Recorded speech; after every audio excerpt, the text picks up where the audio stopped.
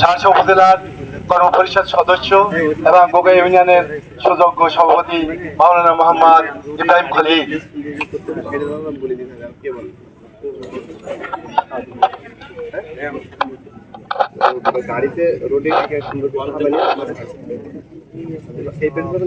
সংগ্রামী তৌহিদি জনতা, আসসালামু আলাইকুম ওয়া রাহমাতুল্লাহ।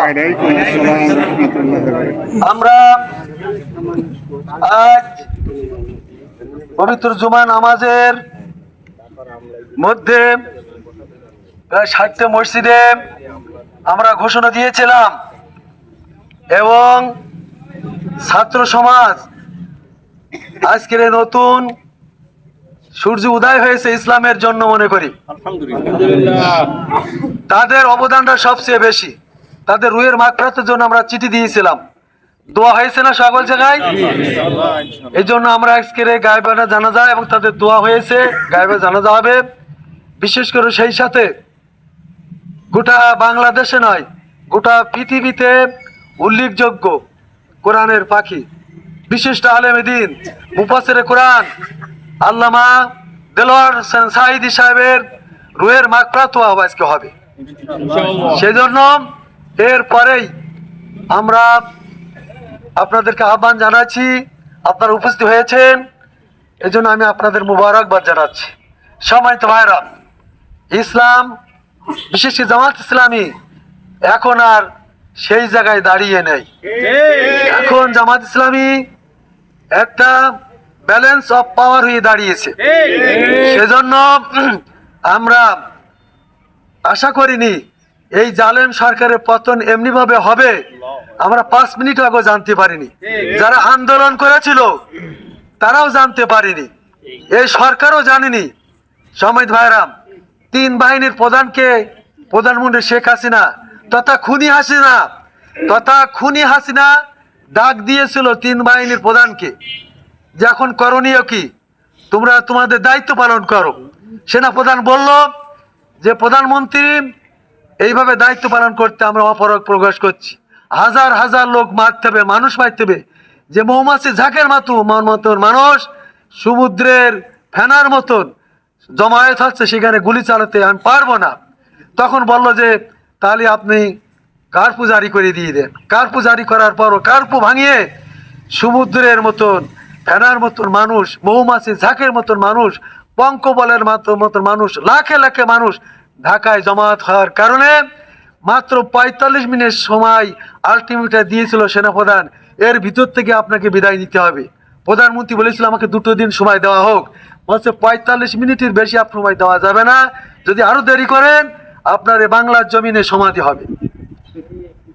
সম্মানিত ভাইরা, আমার বাবাজি বললেন রান্না করা ভাত তরকারি খাওয়ার সুযোগ তার আর হয়নি। কেন হয়নি জানেন? আল্লাহ আল্লাযিনা কাযযাবু বিআয়াতিনা সানাস্তাদরিজুম মিন হাইসু লা ইয়ালামুন।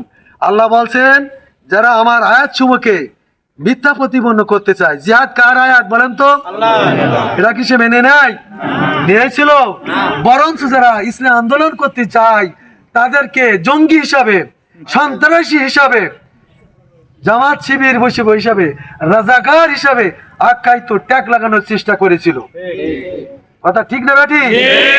ইসলামের চরম দুশ্মন এই আওয়ামী লীগ সরকার, যার কারণে আল্লাহ বলছেন আল্লাযিনা কাযযাবু বিআয়াতিনা, যারা বা যে আমি আল্লাহর বিধানকে, সংবিধানকে নস্যাৎ করার চক্রান্ত করে, সানাস্তাদরিজুহুম মিন হাইসু লা ইয়ালামুন, আমি ধীরে ধীরে পর্যায় করে তাদের ধ্বংসের দিকে ঠেলে দিয়ে দেয়।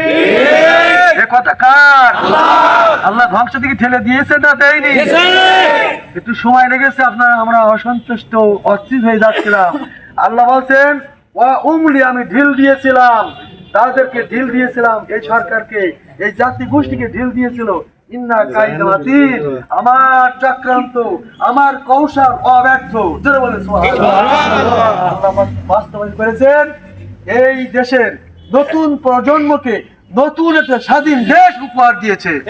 এর জন্য প্রথম প্রধান সবচেয়ে অবদান কাদের জানেন? ছাত্র সমাজের। কাদের? ছাত্র সমাজের।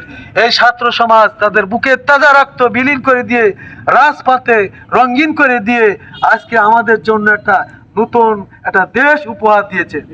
এখন আমরা স্বস্তি পাচ্ছি কি পাচ্ছি না? সম্মানিত ভাইরা, আমি যেন লক্ষ্য করছি আগামী খুব শিগগিরই আমাদের জন্য ইসলাম নামক সংবিধান তথা ইসলামের রাষ্ট্র হাতছানি দিয়ে ডাকছে। এর জন্য আমাদের প্রস্তুতি হতে হবে কি হবে না? এর জন্য ত্যাগ ও কোরবানি লাগবে কি লাগবে না? এই জন্য ভাইরা আমি আপনাদের আরেকটি কথা বলতে চাই। আমাদের একটা শিক্ষা, নবীর শিক্ষা। কার শিক্ষা? নবীকে দেশ ছাড়া করার জন্য তারা চক্রান্ত, এবং শুধু তাই না, দুনিয়া থেকে বিদায় করে হত্যার পরিকল্পনা গ্রহণ করেছিল। আল্লাহর নির্দেশে তিনি মদিনায় রওনা হয়েছিলেন। কার নির্দেশে? সেখানে 10টি বছর পর আল্লাহর নির্দেশে মক্কায় বিজয় হয়ে গেল। এখন মক্কা বিজয় হয়ে যাওয়ার পর তিনি সর্বপ্রথম যে কাজটা করেছিলেন সেটা কি? জাল হক ওয়া জাহাকাল বাতিল ইন্নাল বাতিলা কানা জাহুকা। তিনি হাতে একটা ছড়ি নিয়ে কাবা ঘরের ভিতরে 360টি মূর্তি ছিল। কয়টা? 360টির মূর্তি আঘাত করার কারণে ভূলণ্ঠিত হয়ে গেল মূর্তিগুলো। আমরা আজকে সেইটাই লক্ষ্য করলাম। এদেশের ছাত্র সমাজ, আর্মি এবং আনসার তারা ওই মুরালগুলো, মূর্তিগুলো বোল্ডোজার দিয়ে, হাতুড়ি দিয়ে পিটিয়ে সমান করে দিয়েছে। ওই সেদিনকার সাথে আজকের সাথে মিল আছে কিনা কিছু? সম্মানিত ভাইরা, এখন একটি বিষয় আমি আপনাদের জানাতে চাই। তারপরেও তিনি বিজয় হওয়ার পর, মক্কা বিজয়ের পর তিনি কি আদর্শ দেখালেন? তিনি বললেন, আমি তোমাদের সাধারণ ক্ষমা ঘোষণা করে দিয়ে দিলাম। আমরা এটাকে পারবো না? আমরা যদি তাদের সাধারণ ক্ষমা ঘোষণা করে দিই আমাদের ক্ষতি হবে না লাভ হবে বলেন তো? আমরা সেই জন্য আমরা দেখতে পেলাম বিভিন্ন জায়গায়, বিভিন্ন গ্রামে ভাঙচুর, অগ্নিসংযোগ তাদের মাধ্যমে চলছে। আমাদের সাংগঠনিক নির্দেশ, আমির জামাতের আহ্বান, এবং আপনারা জানেন গতকাল কিন্তু গোটা ইউনিয়নে না, গোটা সারসায় মাইকিং হয়েছে। এ ব্যাপারে শুনেছেন কেউ? মাইকিং হয়েছে। সেই আহ্বান নিয়ে আমরা আমাদের গ্রামে একটু ট্যুর দিতে চাই, আপনারা থাকবেন। আমরা 5-6 জায়গায় স্পট করেছি, সেখানে আমরা ঘোষণা দেব আমরা জামাত ইসলামীর পক্ষ থেকে কোনো সংঘাত, সহিংসতা, মারধর, কোনো চাঁদাবাজি হবে না। সবাই ভাইরা, আমি আপনাদের সকলের সুস্বাস্থ্য কামনা করে সকলের জন্য দোয়া করে দোয়া শেষ করছি। আসসালামু আলাইকুম রহমতুল্লাহ। এখন শহীদের জন্য জানাজা হবে, গায়বানা জানাজা, এবং সেই সাথে দোয়া হবে। এখন আমরা সেই দিকে এগোচ্ছি। আসসালামু আলাইকুম রহমতুল্লাহ।